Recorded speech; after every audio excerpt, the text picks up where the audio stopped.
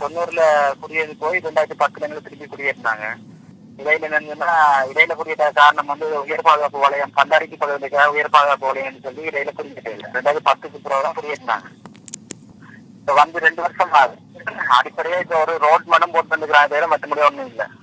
அதுக்கப்புறம் எல்லாரும் வந்து சமைச்சு பேசுறாங்க. ஆனா சனங்கள் முன்னேறக்கான ஒரு உதவியும் இல்லை. அடிப்படை வசதியான டொய்லெட் கூட இல்லை. எல்லாம் காட்டத்தானே அடிக்க வேண்டியா இருக்கு. தண்ணி பிரச்சனை இல்லை இருக்கு, மின்சார பிரச்சனை இருக்கு. அவங்க வந்த ஒரு கடமைக்காக ஒரு ரோட்டை மட்டும் போட்டு தந்து போய்க்கிறாங்க. போக்குவரத்து பிரச்சனையும் இருக்கு. மொத்தமா நாங்க பிரதேச சபை டிஎஸ் ஆபீஸ் எல்லாத்துக்கும் அறிவிக்கிறதான். மன்னார் டிஎஸ்எம்மாவுக்கு அறிவிச்சது, பிரதேச சபைக்கு அறிவிச்சது, ஞாபகம் அறிவிச்சிருக்கு. ஞாபகம் டொய்லெட் சமுதாயத்துக்கு அவங்க தங்கிட்ட அதுக்கான பண வசதி இல்லைன்றாங்க. வண்டிகளுக்காவது ஒரு வீட்டு திட்டமும் இல்லை. என்ன டெம்பரரி கோட்டில் தான் கிடக்குறாங்க. மழைக்கு ஒழுகுது. அந்த எங்களுக்கு செயலாளர் அவங்க மூலமா தான் அவங்க எல்லா நடவடிக்கையும் மேற்கொண்டது. அவங்க வந்து பண வசதி இல்லைன்றாங்க. சில நேரம் வேறொரு கிராமத்துக்கு அந்த திட்டம் போயிட்டுன்றாங்க. இந்தியன் வீட்டு திட்டம் கூறி இப்ப தாரன்னு சொல்லி 2 வருஷமா தான் இருக்கிறாங்க. அந்த ஒரு முறை வீட்டு திட்டம் வேணும். இல்லாட்டி இருக்கே இல்லாது. இப்ப வந்து 95 குடும்பம்னு சொன்னேன். இது சரியாராசி குடும்பம் திருப்பி பழையபடி போற நிலைமையில இருக்கு. அவங்க மண்ணா சிட்டிக்குள்ளே இருக்கலாம், இடம்பெயர நிலைமையில இருக்கிறாங்க. இதோட கொஞ்சம் பேர் போயிட்டாங்க. ஏன்னு சொன்னா இங்க அதுக்குரிய வசதிகள் ஒண்ணும் இல்ல.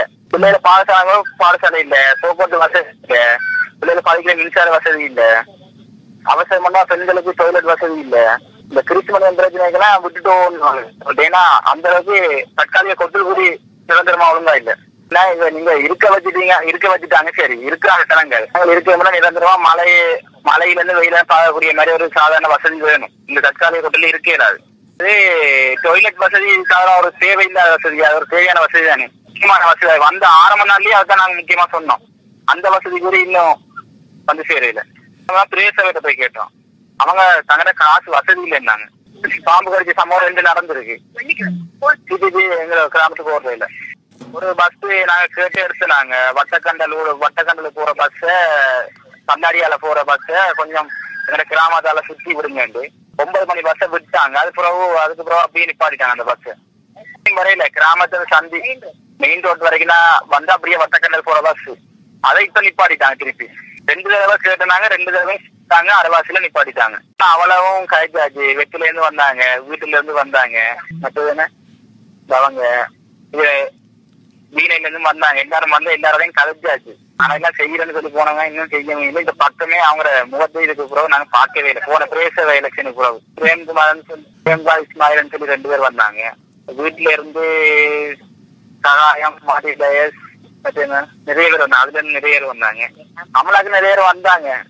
ஆனா எல்லாரும் கேட்டாங்க, தங்களுக்கு இந்த பவர் தாங்க தண்ணீங்க செய்ய வந்தாங்க. அது கிடைச்சிருக்கு. என்னத்துக்காக வந்தாங்களோ அது கிடைச்சிட்டு. ஆனா செய்யறதுக்குரிய ஒழுங்குகள் தான் நடவடிக்கை எடுக்கிறாங்க. வணக்கம். தகவல் அத்தனையும் உண்மையான தகவல் தான். இதை விட நாங்க வேற கிடைக்கிறோம் இல்லை. இதே தகவலை தான் நானும் சொல்ல போறேன். பொது கட்டிடங்கள் இல்ல, சிறுவர்களுக்கு ஒன்றும் இல்ல. முதல் பிரச்சனை டொய்லெட் பிரச்சனை, வாடகை பாடசாலை இல்ல. அடிப்படை வசதியான சடங்கள் இருக்கிறதுக்கு சாத்தியக்கூறு இல்லாத மாதிரி இருக்கு. ஒரு கிராமத்தை நாங்க கட்டி எழுப்புறோம்னா தெரியுந்தானே. முதல் பிரதான மக்கள் இருக்கணும். மிச்சம் முடிஞ்ச அளவு எங்க கிராமத்துக்கு